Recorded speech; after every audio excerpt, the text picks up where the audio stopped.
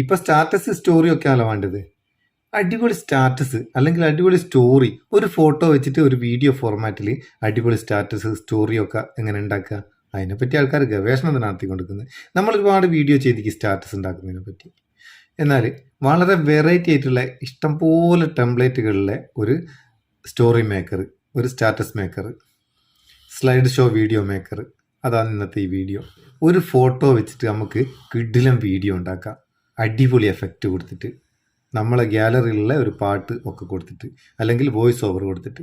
ഇതിന് നമ്മളിപ്പോൾ ഉപയോഗിക്കുന്നത് വിഡ്ഷോ ആണ്. വിഡ്ഷോൻ്റെ ലിങ്ക് ഡിസ്ക്രിപ്ഷനിലുണ്ട്, അവിടെ നിന്ന് ഡൗൺലോഡ് ചെയ്യുക. വീഡിയോ കണ്ടു നോക്കുക. സ്റ്റാറ്റസ് സ്റ്റോറിയൊക്കെ വെക്കുന്ന ആൾക്കാർക്ക് ഉപകാരമായിരിക്കും.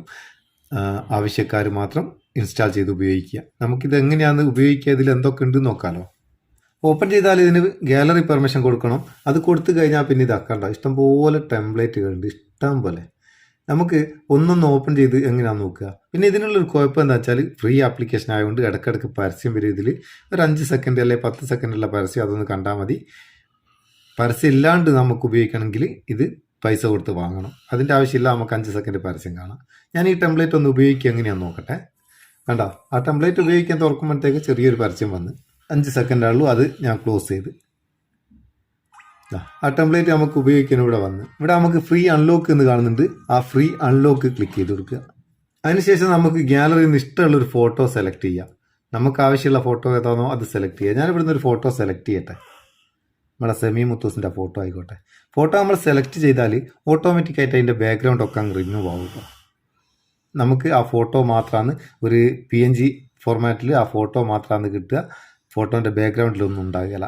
അപ്പോൾ ഞാനൊരു ഫോട്ടോ സെലക്ട് ചെയ്ത് അതൊന്ന് പ്രോസസ്സ് ആകുന്ന ചെറിയ ടൈം നമ്മൾ വെയിറ്റ് ചെയ്യുക. ഇവിടെ നിന്ന് ഇങ്ങനെ കാണും സ്കാൻ ചെയ്യുന്നത്. ആ ഫോട്ടോ വന്ന് കണ്ട ഫോട്ടോ ഇങ്ങനെ പൊന്തി വരിക ഒരു ടെംപ്ലേറ്റിൽ.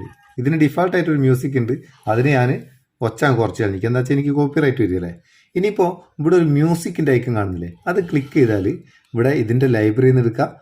ലോക്കൽ നിന്നെടുത്തുനിന്ന് നമ്മളെ ഫോണിലുള്ള ഏതൊരു മ്യൂസിക്കും നമുക്ക് ആഡ് ചെയ്ത് കൊടുക്കാം. ഗാലറി സേവ് ചെയ്ത് വെച്ചാൽ ഏത് പാട്ടും സെലക്ട് ചെയ്തിട്ട് ഇതിനെ ആഡ് ചെയ്ത് കൊടുക്കാം. ഞാൻ ഇപ്പോൾ മ്യൂസിക്കിലേക്ക് പോകുന്നില്ല, ഈ ഫോണിലിട്ട് പാട്ടുമില്ല. പാട്ടൊക്കെ കൊടുത്തതിന് ശേഷം എക്സ്പോർട്ട് എന്നുള്ളത് ക്ലിക്ക് ചെയ്താൽ നമ്മളെ ഗാലറിയിൽ ഇത് സേവ് ആവും. അതൊന്ന് സേവ് ആക്കി വെക്കുക അല്ലേ. നമ്മളെ വീഡിയോ ഇങ്ങനെ എക്സ്പോർട്ട് ആയിക്കൊണ്ടിരിക്കുകയാണ്. ഇപ്പം റെഡിയാവും. ഇപ്പം ശരിയായി തരാമെന്ന്. എക്സ്പോർട്ട് ആയി കഴിഞ്ഞല്ലോ.